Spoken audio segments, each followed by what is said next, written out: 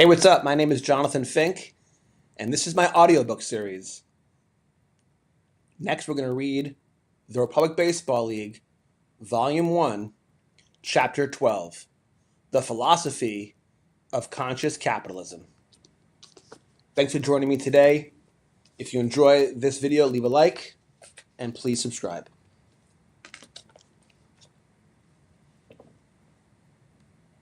Chapter 12, The Philosophy of Conscious Capitalism.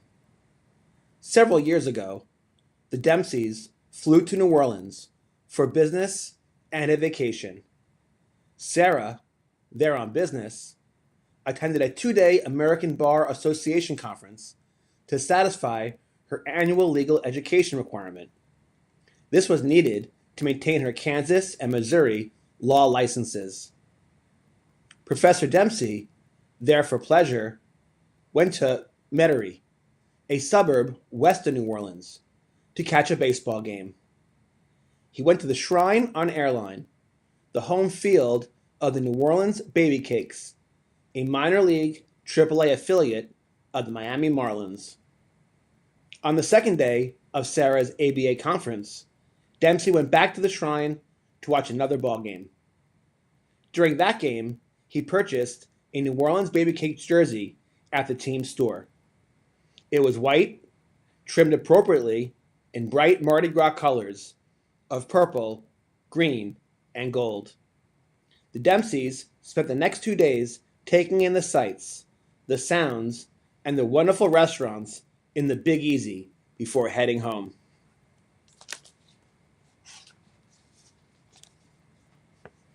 Dempsey wore that New Orleans Baby Cakes baseball jersey when he entered the lecture hall for his next class lecture. Before delving into the concept of conscious capitalism, the subject matter for the day, Dempsey shared his New Orleans vacation experience with his students and told them how he came to own the jersey.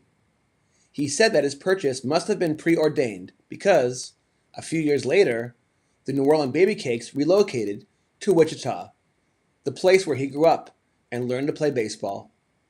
The team is now known as the Wichita Wind Surge, a AA affiliate of the Minnesota Twins.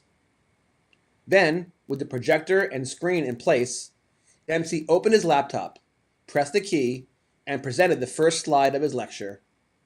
It showed the logo of Whole Food Markets, the popular multinational supermarket chain known for its sale of organic, preservative-free food selections. He referenced John Mackey, co-founder of the company, and Professor Raj Sisodia, the founding member of the conscious capitalism movement. Mackey and Sisodia co-authored a book on the subject and defined it as a way of thinking about capitalism and business that better reflected where they believed society was in the human journey and the state of our world today. According to the authors, the concept was not dissimilar to the traditional economic model known as capitalism, in the sense that there was still a pursuit of profit. However, the model emphasized doing so in a way that seriously considered the interests of all principal stakeholders.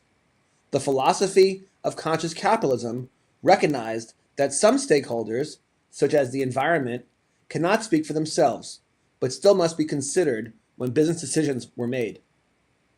While profits are essential for a vital and sustainable business, companies that embraced a conscious capitalism model sought a higher purpose in their pursuit of profits. These companies concentrated on optimizing value for all their stakeholders, not only their owners. This includes the customers, employees, suppliers, the local community, the environment, as well as shareholders. Dempsey said that institutions and organizations that embraced the concept, including baseball and other sports leagues, created value for all stakeholders and inspired actions that contributed to a conscious culture of trust, care, and cooperation.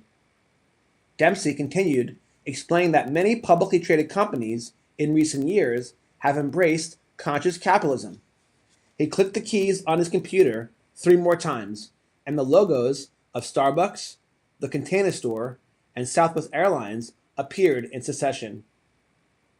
He said that these companies, and many others, enjoyed the benefits of this philosophical approach to doing business. He spent the next few minutes discussing the business models of each company.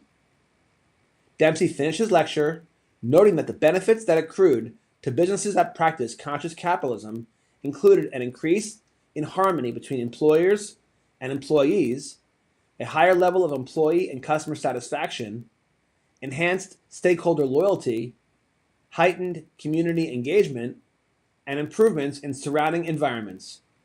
Dempsey's point was that conscious capitalism offered a more enlightened version of capitalism that Adam Smith, John Locke, Joseph Schumpeter, Ludwig von Mises, and Milton Friedman would have appreciated and admired. Before he dismissed his students, Dempsey told them to be prepared for his next class. He said it would be cosmic in nature.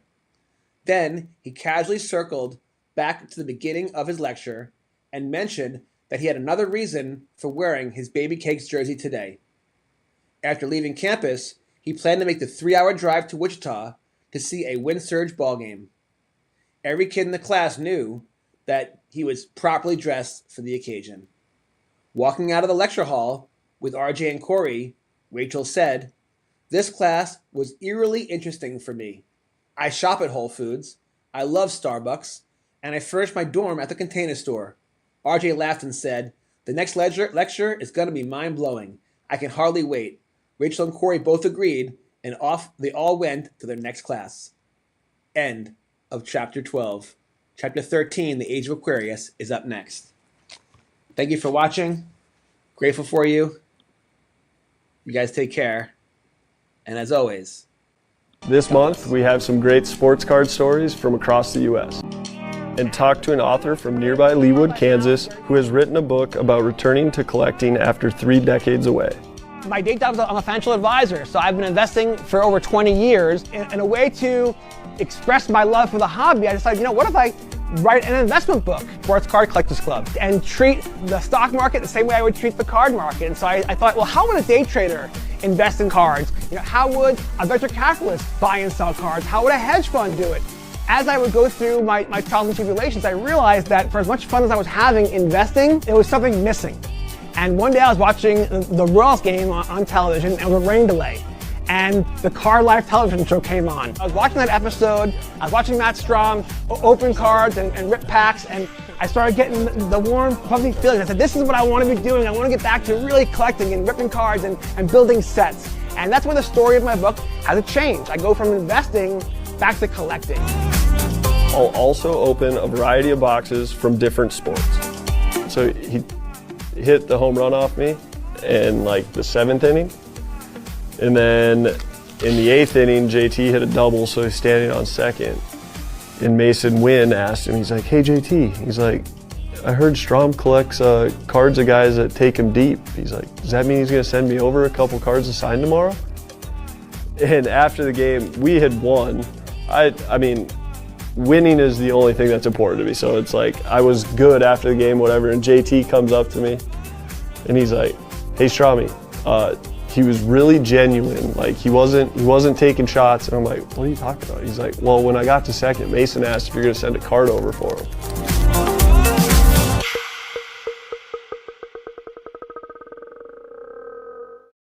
I'm just looking around my basement here, just walls covered with concert posters and toys, and just like, I have no intention of selling these things. I collect because I want to show off the things I love and do it in fun ways. And it just never crossed my mind that, hey, I'm going to go buy this thing just so I can resell it. Like that to me isn't a pure collector mentality. And obviously things change and times change. And, in order for things to survive right now, you have to have that sort of chase for something valuable. Yeah, it needs to be a circus. You know what? The truth is, I actually watched the live stream on eBay Live with Ken Golden and Logan Paul. They ripped a box of 86 Flair and a box of Series 1 Pokemon. And you know what? It was very entertaining. They're both polarizing characters. I thought it was entertaining. But you know what? After every pull, they immediately are showing the value. And it begs the question, are we creating, not we, is the industry creating a gambling culture which has a real downside. It already has. It already has. Right. Not created. It's here. Yeah, and That's that's a concern. I guess for me, I hope to be an influence where we focus more on collecting, because you know what? When markets crash, collectors don't get hurt at all. Because the Sandy Koufax you bought that because it makes you feel good. It brings back good memories. Said this one traded for my first big win. Jonathan Fink on the line tonight. You have created community, so let's talk about that. I went to Rip Night at your shop. Let's rip it on the pack. And I went to your Rip Night 2 years ago. And it was one of the best. I wrote about it in volume 1. It was one of the best times I've ever had. You guys had this giant scoreboard where you had the chase cards, and everyone can buy whatever product you wanted, like buy 3, get 1 free, whatever product, whatever it was. You then, if you pull a Bronny James, you then get another blaster. Or I pulled a Reed Shepherd auto, and then I got a free T-shirt. And I sat around the table with strangers and had the best time ever. So let's talk about how important community is, and what you guys do is provide an anchor for community in our town. How important that is. Yeah, definitely. Like you said, one of our taglines, we say we'll make an offer on anything, but like you said, we got to pay what it's worth, and so if it's junk wax, it's going to be junk wax prices, which unfortunately, a lot of people end up thinking that their 87 Topps Barry Bonds is going to be a couple $100. It's worth nothing, people.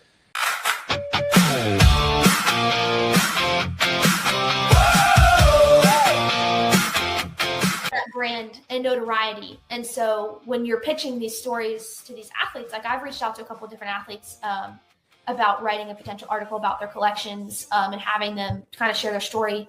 And it's like, yes, like I write for Collectibles on SI, which is under the Sports Illustrated umbrella. It does carry weight. Like it does, people recognize that brand. It is important. And so I'm super grateful that I've been given the opportunity to write for that staff. The top segment that was done by you on you was so well produced, right?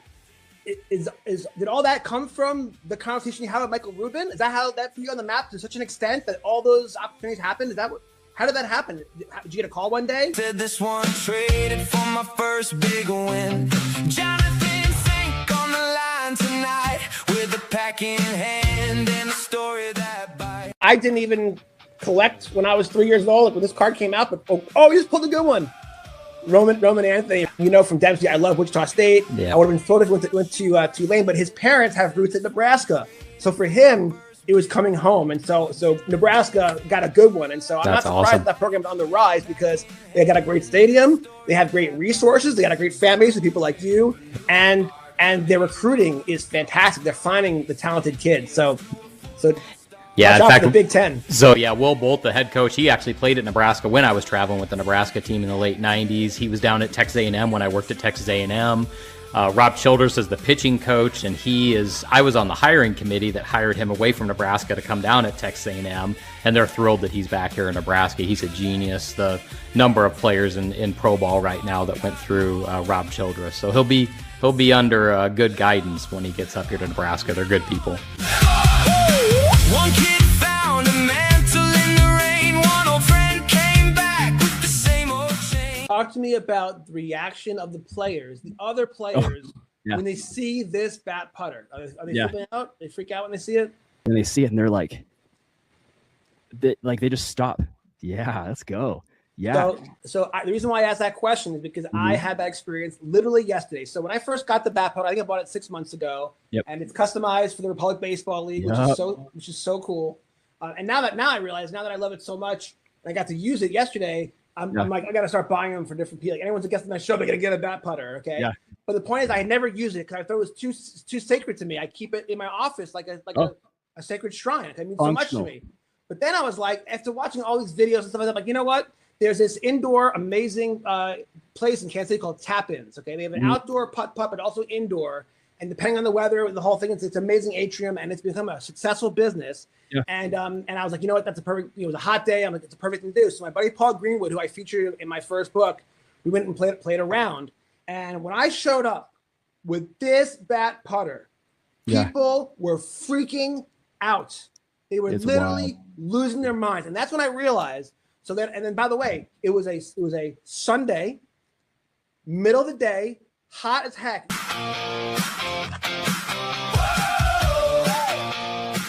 I want to see how it gets made, but you probably do actually. I want to see if there's quality control testers there. But attention! If anyone at the Tops is watching, Grip and Rip we want to get invited to a tour at a factory. The two of us. I told them I would work for free. Right. I would work absolutely free. I want to see how their stuff's made. Yeah, I'm curious. But like collation is like I'm sure there's a bunch of engineers that sit around and design. Got some breaking news for you. Yeah. Slab just texted me. No way. What do you say? The Looks like this is the first year to hear it. Who is that? Right. Let me see here. Breaking news. Grip and Rip. Breaking news. Oh, U.S. agent. Okay, so I just got told that the finest mega boxes are going to be really, really, really good. Oh, interesting. 1.6 numbered cards a box. So you're guaranteed one numbered card with a 60% chance to pull a second numbered card. Wow, and interesting. Autos are 1 in 3. Whoa. So do you think that Topps decided to go big because this is their first year with Topps Finest in retail? I'm going to say yes. Yes. Right? Because I do think so. You usually get so upset with the delayed numbers, like they're delaying them. Or maybe, by the way, I don't know if it's a conspiracy that the odds are coming out later. I just think that maybe they're just not as efficient as they used to be. You might have watched this game back I'm when, sure I did. Currently, it's Derek only Coleman. Yeah, he was on my fantasy team for sure. pretty crazy to think, in the future you would be able to collect that moment that you watched. Right. And by the way, check that out. It's worth $198 versus the ones that are worth 35 cents because it makes sense. Because the same way that you value your 1964 Willie Mays card, you're going to value your Drazen Petrovic, and you're not going to want to give it up unless it's for a very, very good price because you love that memory. And what's wild is the same way that you get the warm, fuzzy feeling with dopamine hit, whatever, when you look at a card on your shelf, it's the same thing. But when you're online at the bank, you don't have your cards with you, Paulie, but you do have your phone, and you can pull up your Drazen Petrovic and pay respect to him and watch a couple of his awesome plays that give you the warm fuzzies because you can. It's wild. And so